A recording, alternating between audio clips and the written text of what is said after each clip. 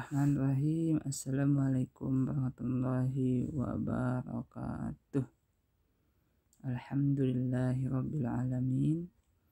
Wassalatu wassalamu ala ashrafil anbiya'i wal mursalin wa ala alihi washabihi ajma'in, amma ba'du.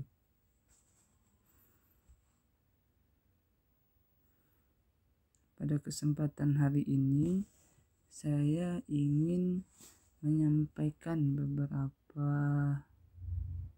hal terkait dengan materi. Saya ambil dulu materinya. Materi PTM dulu deh, PM.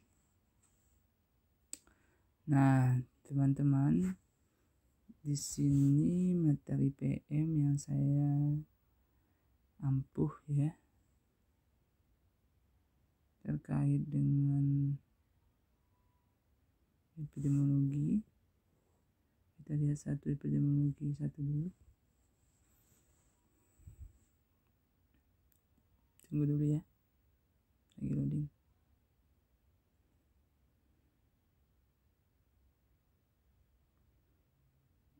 Nah, ini kebetulan materinya terkait dengan demam berdarah ya, DBD yang dibuat oleh Pak Cecep. Kemudian ini saya akan menyampaikan terkait dengan bagian-bagian kejadian demam berdarah, yaitu determinan, interaksi agent, host, dan environment terhadap kejadian penyakit. Nah, di mana pada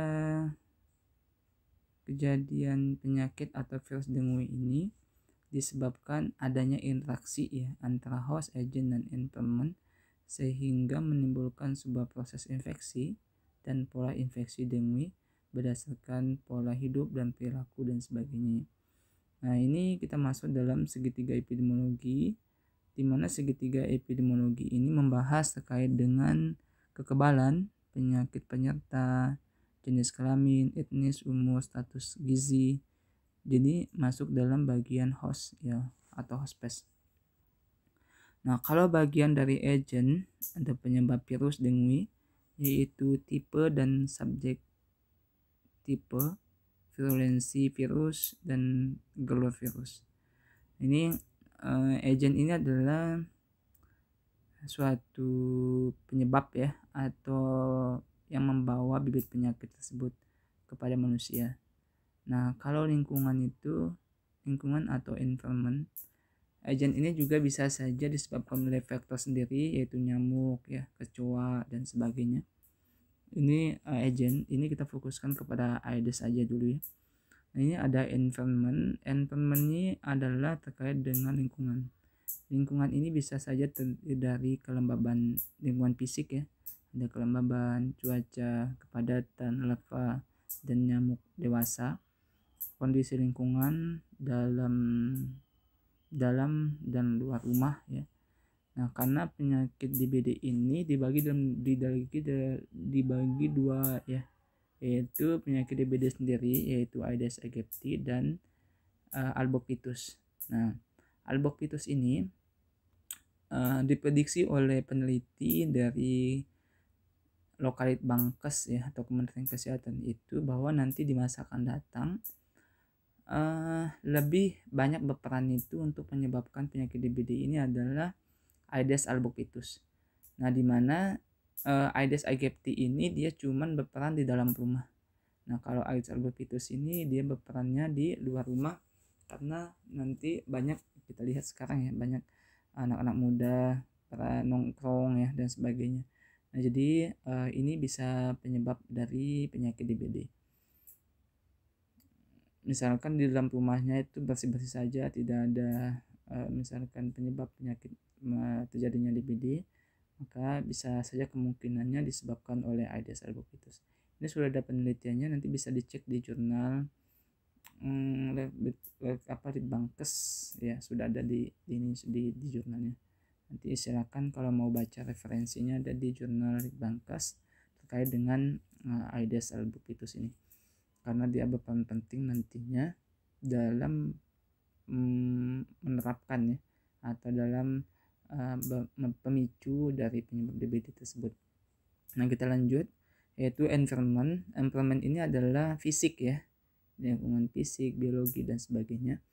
Namun di sini kita bahas adalah environment atau lingkungan adalah fisik kelembaban, cuaca, kepadatan larva nyamuk dewasa, kondisi lingkungan dalam dan luar rumah ya.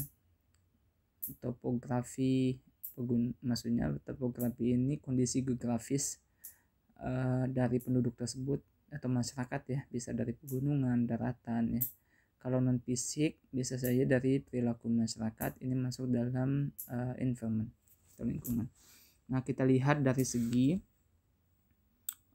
Aedes ya, demam berdarah itu sendiri, di mana primer atau Aedes aegypti dan sekunder itu adalah Aedes albopictus.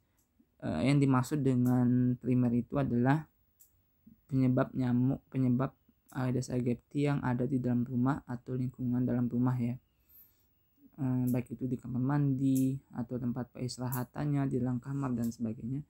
Ini kalau sekunder ini adalah Aedes albopictus, itu adalah beradanya di luar rumah ya.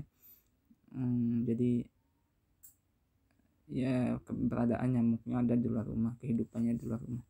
Jadi hidup di atas 100 mdpl, berasal dari Brasil dan Ethiopia. Nah, jadi studium dewasa, berukuran lebih kecil bila dibandingkan dengan teratai nyamuk lainnya. Ini namakan dengan Aedes ya.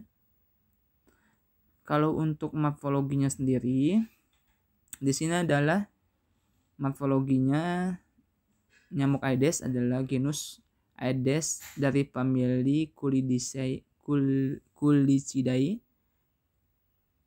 skutum Aedes aegypti, berwarna hitam dengan dua strip putih sejajar di bagian dorsal tengah dan diapit oleh dua garis lingkung berwarna putih.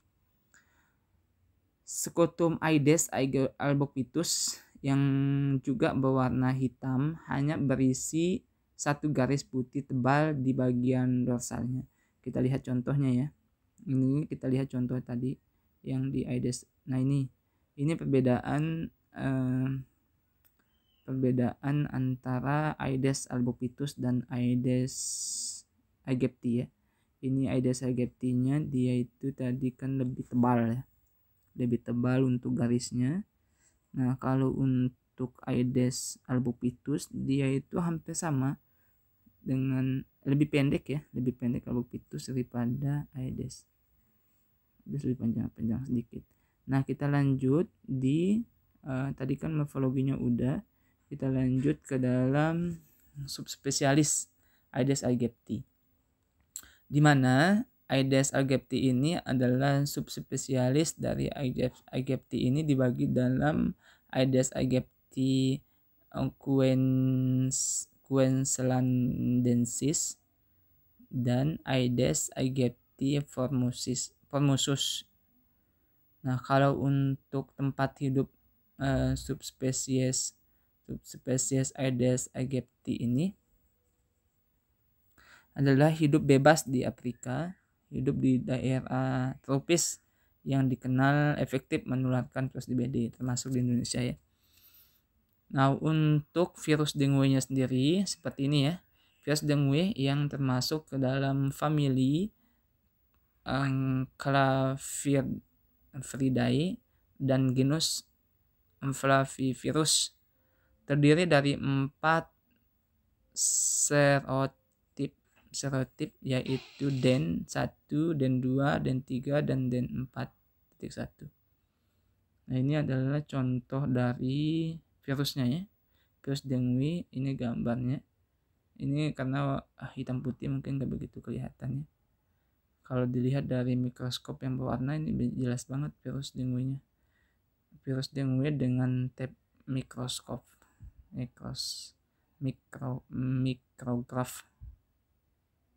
Ini contohnya. Terus ini merupakan struktur dari virus dengue. Virusnya yaitu ini cara polanya ya, pola dari virusnya. Nah, teman-teman bisa lihat di teman-teman nanti bisa nyambung ke dalam HTTP ini ya untuk melihat secara detail terkait dengan struktur virus dari dengue ini. Ini adalah genom Serna, teman-teman bisa baca di sini. Ada rantai positif ya, dimensi varian ujung 5 dan sebagainya sampai dengan protein E mengandung sekuen peptida fusi kelas 3 kelas 2 invasi virus ke sel inang.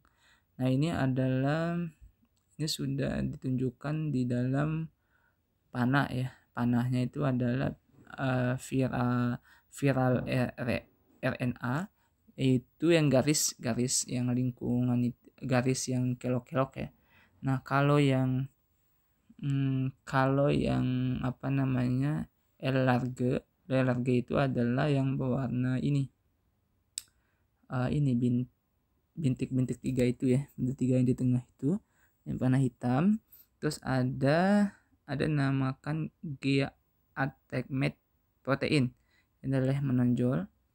Mungkin kalau yang bidang biologi ya, bidang biologi kimia ini lebih jelas untuk mengetahui ini ya. Ini adalah terkait dengan ada matriks juga, matriks terhadap matriks protein. Matriks protein itu adalah yang lingkaran orange ya, lingkaran orange. Terus ada lipid belayer, ini adalah yang warna biru lingkaran. Nah, ini teman-teman nanti bisa baca di https://bit.ly/2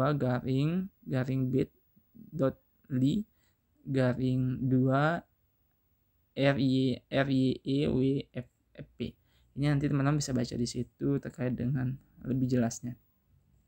Ini adalah proses penularan DBD, teman-teman. Ini adalah titik awal ya, penyebab dari penyakit orang itu bisa terkena DBD. Teman-teman bisa baca di sini strukturnya. Ini ada host ya, ini adalah infeksi person yang terkena, adalah terkait dengan ini adalah penduduk. Ini adalah dari volume 1 dulu. Volume 1 itu adalah dari rumah ya, dari rumah yang masih banyak bergenangan air ya, jadi tempat produksi nyamuk. Terus nyamuk itu bisa berkembang biak di situ sehingga banyak populasinya. Ini kan banyak populasi, sehingga dari banyak populasi ini dia menggigit nih satu orang, dari satu orang ke infeksi person 1 dari yang sudah digigit ini, yang sudah terinfeksi, maka nyamuk tersebut itu akan menularkan lagi ke titik keempat, yaitu ke orang yang masih sehat. Yang sehat itu nanti masih ada masuk bibit penyakit dalam tubuhnya, maka dia akan menjadi sakit. Terus berputar seperti itu juga, siklusnya seperti ini. Ada ada telur nyamuk bergenang di tempat ban bekas ya, air yang bergenang atau yang tidak dibuang di vas bunga dan sebagainya, sehingga bisa leluasa ya nyamuk tersebut itu bisa yang diserang itu adalah trombosit ya, sehingga kita akan diambil trombosit atau diserang trombosit, diberi virus ya oleh nyamuk tersebut. Nah, ini berdasarkan dari Borges et al 2005. Teman-teman bisa baca di bukunya ya, bisa baca lebih detail terkait dengan siklus perkembangbiakan nyamuk. Nah, ini ada yang siklus kedua, ada proses terkait dengan penularan DBD atau penularan infeksi. Nah, ini yang kedua ini adalah nyamuk ya, nyamuk yang sudah ada bibit penyakit dalam tubuhnya, yang Mosquito-Will Aedes aegypti, yaitu Mosquito-Bit dengue infeksi person. Jadi dia menginfeksi orang yang sehat ya, terinfeksi, sehingga nyamuk itu sudah menginfeksikan, maka dia akan menyebarkan lagi nih ke orang satu kan, menyebarkan lagi ke orang lain, sehingga dia akan faktor tersebut itu akan menular terus ke orang yang ada di sekitar rumah tersebut ya, masih dalam lingkup itu ya. Jadi Ini ada juga terkait dengan sehingga nanti bisa menjadi endemik transisi epidemiologi kalau tidak terobati dengan baik. Ini adalah epidemiologi faktor, yaitu di sini adalah terkait dengan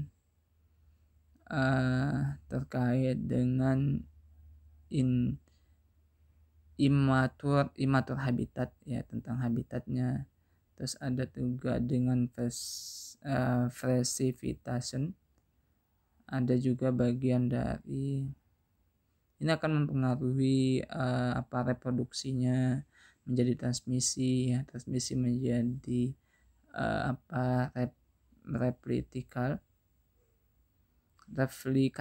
replikasi menjadi development, pengembangan dan temporal. Ini ada juga terkait dengan kasus environment factor ya. Environment factor itu adalah lingkungan, faktor penyebabnya ya, faktor lingkungan, ada temperatur ya, lingkungan penyebab dari nyamuk tersebut itu adalah temperatur, kelembaban ya, yang membuat nyamuk ini bisa berkembang biak itu disebabkan ini tadi. Nah, ini adalah gambar, ini ada gambar terkait dengan pola ya, pola atau perkembangbiakan nyamuk karena dia itu leluasa, maksudnya air yang bergenang di situ tidak diluruskan, ban-ban bekas ya, kaleng dan sebagainya pas bunga tidak diperiksa atau tidak dicek sehingga bisa menyebabkan tumbuh kembangnya nyamuk. Maka di sini disebutkan adalah temperatur, kelembaban dan curah hujan berhubungan dengan kejadian DHF ya. Nah, ini berdasarkan dari penelitian dari Keset Yaningsi tahun 2018. Nah, ini ada terkait dengan kasus-kasus ya. Ini per tahun. Jadi kasus DBD ini masih ada terus ya. Sampai tahun ini pun masih ada kasus DBD. Maka cocok nih bagi teman-teman yang mau meneliti kasus terkait dengan DBD ini, masih banyak variabel yang diambil. Jangan cuma satu variabel ya. Kalau bisa ambil 10 ya, 10 variabel atau tergantung dari kesanggupan sih. Kalau saya sih menyarankan jangan cuma satu variabel, sangat disia-siakan ya terkait dengan penelitian. Nah, ini selanjutnya adalah referensi nanti bisa dibaca oleh teman-teman. Oke, mungkin sekian ya yang dapat disampaikan. Terima kasih atas perhatiannya. Ini saya sampaikan PPT dari Pak Cecep ya teman-teman. Nanti Pak Cecep bisa saya sampaikan di sini. Semoga ini bisa menyalurkan ya ilmu Pak Cecep, juga bisa bermanfaat untuk kita semua dan bisa bermanfaat untuk masyarakat luas, siapapun yang menyampaikan, namun tidak lepas dari konteksnya ya. Ini terkait dengan penyakit epidemiologi penyakit menular. Oke, terima kasih atas perhatiannya. Mungkin di slide selanjutnya kita akan struktur ya, yang terkait kita sesuaikan dengan RPS yang ada. Misalkan terkait dengan epidemiologi, dasar epidemiologi. Jadi kita bahas dulu dari konsep dasarnya sampai dengan ke selanjutnya mungkin ya. Nah, ini sebagai percobaan saja. Semoga teman-teman bisa memahaminya dengan baik. Terima kasih atas perhatiannya. Semoga apa yang disampaikan dapat bermanfaat untuk kita semua. Tidak lepas dari konteks dalam pembahasannya.